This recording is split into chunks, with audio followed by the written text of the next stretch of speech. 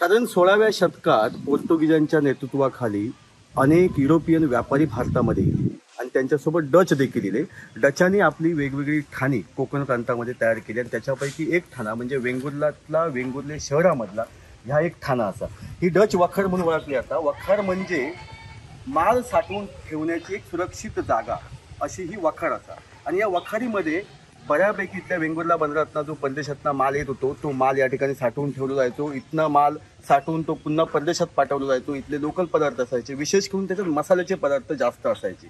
कारण ब्रिटिशांनी देखील आणि युरोपीय व्यापाऱ्यांनी देखील इथले मसाल्याचे पदार्थ परदेशात नेण्यासाठी जी समुद्रकिनारी भागात व्यवस्था निर्माण केली होती त्याच्यापैकी ही एक डच वखार. आता ही आतना बघता येता सध्या ही कोसळलेली असा इमारत पूर्णपणे ढासळल्या केव्हाही कोसळू शकतं अशी हिची अवस्था असा, झाडा वाढलेली असत आणि ह्या अत्यंत धोकादायक अशी इमारत झालेली आहे. परंतु आतल्या भागामध्ये थोडीफार ही इमारत बघता येता. आतमध्ये जाणार जरी रिस्क असला तरी देखील थोडीशी खबरदारी घेऊन जर आपण गेलो तर ती आपण बघू शकतो. किनारपट्टी भागात अनेक फॅक्टरी उभे राहिलो आणि त्या फॅक्टरीपैकी ही एक डच वखार. वखार म्हणजेच फॅक्टरी असो शब्द एक बोललो जाता. आणि साधारणतः डचांनी 1602 मध्ये पौर्वात्य देशांमधील व्यापार वृद्धीसाठी युनायटेड ईस्ट इंडिया कंपनीची स्थापना केल्याने आणि त्या कंपनीच्या माध्यमातून भारतामध्ये त्यांनी व्यापार वाढवल्याने आणि भारतामध्ये वेगवेगळ्या ठिकाणी आपले वखारी उभारल्याने कोकण प्रांतामध्ये एक साधारणतः वेंगुर्ल्यामध्ये आणि राजापूरमध्ये डच वखारी बघता येतात. पुढे अगदी कुलाब्यापर्यंत देखील डच वखारी बघता येतात. त्यापैकी ही एक सिंधुदुर्ग जिल्ह्यातल्या वेंगुर्ले तालुक्यातील डच वखार असा. आपण बघू शकता आतमध्ये की फार इमारतीची भयंकर अशी दुरावस्था झालेली असा. कोणत्याही क्षणी म्हणजे ही इमारत कोसळू शकता. बरीच वर्ष या इमारतीची पडझड सुरू असा आणि या ठिकाणी त्याही अवस्थेमध्ये त्या इमारतीचे काही अवशेष आज आपल्याला या ठिकाणी बघूक मिळतात.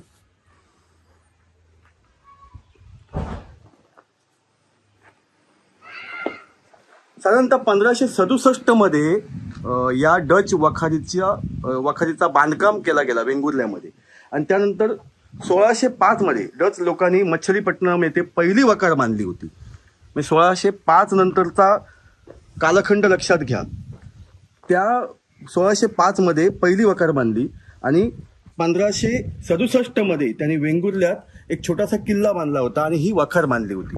तर आज पडझड झालेल्या अवस्थेमध्ये फार प्राचीन असा हा ठेवा आहे. आपल्या कोकण प्रांतात वेगवेगळी सत्ता केंद्र होऊन गेलीत आणि त्याच्यापैकी हा एक सत्ता केंद्र होता डचांचा आणि त्या इकडे आपल्याला बघता येतात. या बाजूक देखील असे पूर्ण इमारतीचे भग्नावशेष बघूक मिळतात. फार भव्य दिव्यता ह्या इमारतीची या सगळ्या बांधकामातून बघता येतात. आपण बघू शकता किती रुंद अशा भिंती ह्या वखारीचे होते. बघा इथे बघाल तुम्ही की अत्यंत वेगळ्या प्रकारची वास्तुशैली या वखारीची होती आणि तिचं बांधकाम देखील अत्यंत मजबूत असा केला गेला होता. मध्ये इमारत चारी बाजू तटबंदी म्हणजे बाजू सुद्धा तटबंदी बघता येतात आणि पूर्ण ही इमारत ह्या अशा झाडांनी वेढलेली आहे. वड असतात, पिंपळ असतात, पायर असतात, कोकणातली जी पारंपरिक झाडं अशा झाडांनी ही पूर्ण इमारत वेढल्याने आणि आज इमारतीची अत्यंत वाईट अशी अवस्था झालेली असते.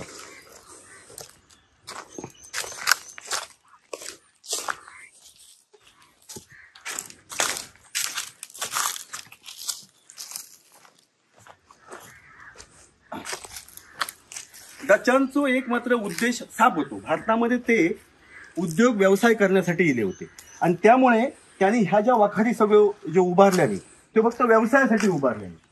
या ठिकाणी राज्यकारभार करणे हा त्यांचा उद्देश नव्हतो. फक्त व्यापार करणे आणि व्यापारी सलोखो निर्माण करून त्या भागात आपला फायदा कमवणे हा डचांचा एकमेव उद्देश होतो. त्यामुळे या सगळ्या जागेचा राजकीय गणितांसाठी कधी उपयोग झालेला नाही असो उल्लेख इतिहासामध्ये सापडतात. आता आतमध्ये जरा बघूया काय दिसतात. बांधकामाची अत्यंत भव्य दिव्यता. तुम्ही इकडे ही भिंत बघू शकता. कोसळलेली भिंत कशी दिसता बघा. एकदम भव्य अशी भिंत बघूक मिळतात. बांधकामातली भव्य दिव्यता आणि त्याच्यामध्ये पुन्हा कलाकुसर ही इथे बघूक मिळतं. परंतु इथे येताना खूप खबरदारी घेऊ हवी.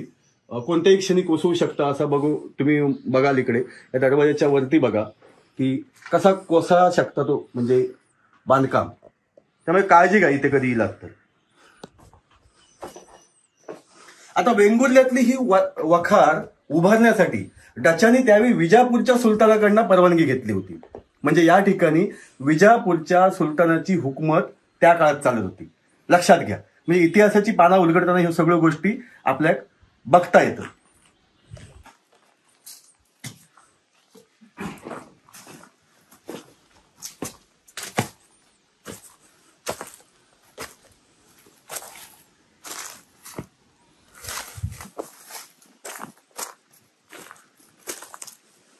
म्हणजे सुरुवातीच्या काळात मलबारच्या दिशेने जाणाऱ्या जो बोटी होत्यो त्यांना या ठिकाणी थांबव मिळण्यासाठी या किल्ल्याची म्हणजे या वाखारीचा बांधकाम करण्यात आला. नंतर स्थानिक माल अन्य देशामध्ये पाठवण्यासाठी या वाखारीचा उपयोग केला गेलो. आता वरती याला बघूया कशा पद्धतीने बांधकाम. आता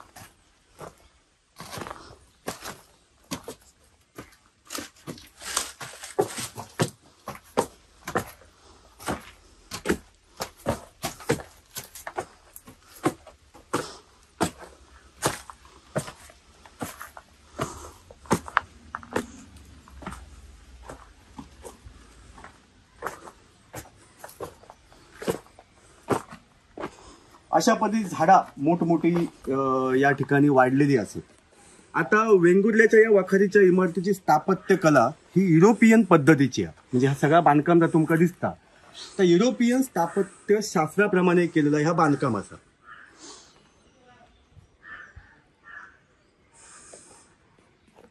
तर अशा पद्धतीचं ही वेंगुर्ल्यातली वखार डचांच्या नावाने ओळखली जातात. असं ह्यो एक ऐतिहासिक ठेव आपल्या वेंगुर्ल्यामध्ये हा. मात्र तो भग्नावस्थेमध्ये हा. या ठेव्याचा जतन करण्यासाठी शासन स्तरावर प्रयत्न झाले नाही असं नाही, परंतु गांभीर्य मात्र कोणाकच नाही. त्यामुळे आपलो इतिहास सांगणारी ही वास्तू आणि स्थापत्यशास्त्राचं उत्तम नमुना भविष्यात आता नायसो होत चाललो असं. Goa news hub.